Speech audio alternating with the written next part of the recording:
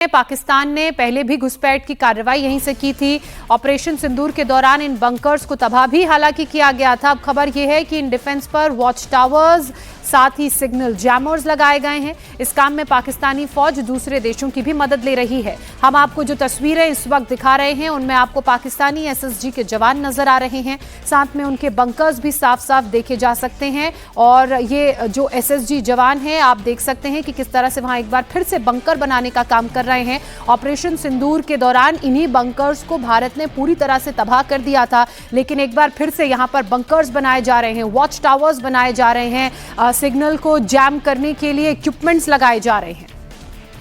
एक बार फिर से मनीष के पास चलते हैं। मनीष, ये तस्वीरें बता रही कि पाकिस्तान जो है अपनी नापाक हरकतों से बाज नहीं आने वाला। एक बार फिर से वो सारे इंफ्रास्ट्रक्चर वो खड़े कर रहा है जिसको भारतीय सेना ने ऑपरेशन सिंदूर के दौरान सब कुछ तबाह कर दिया था।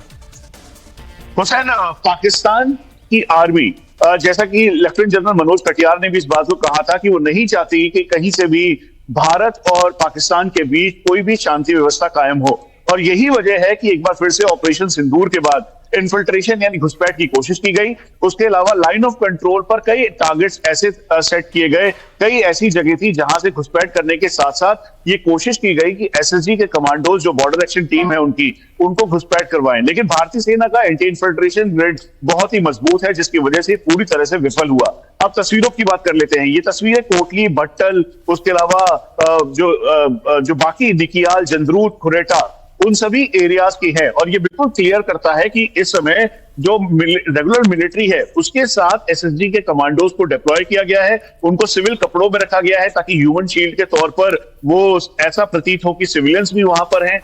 कॉन्ट्रैक्टर को उनकी आड़ में रखा गया है। उसके अलावा आतंकी जो कि जिनके पास हथियार हैं और पठानी सूट और सिविल कपड़ों में हैं, वो दिख रहे हैं। उनको पता है कि भारतीय सेना कहीं से भी सिविल लोगों को निशाना नहीं बनाती है, और इसीलिए इस बार सोचे समझे तरीके से वो एक कायराना हरकत कर रहे हैं। चलिए, अपनी अगर सिर्फ डिफेंस को मजबूत कर रहे होते तो वहां तक तो बात गनीमत थी, लेकिन इसकी आड़ में लगातार पाकिस्तान की तरफ से आतंकियों की घुसपैठ कराई जाती है, और यह सब कुछ हमारी एजेंसीज की निगाह में भी है। बहुत शुक्रिया मनीष हमारे साथ जुड़ने के लिए।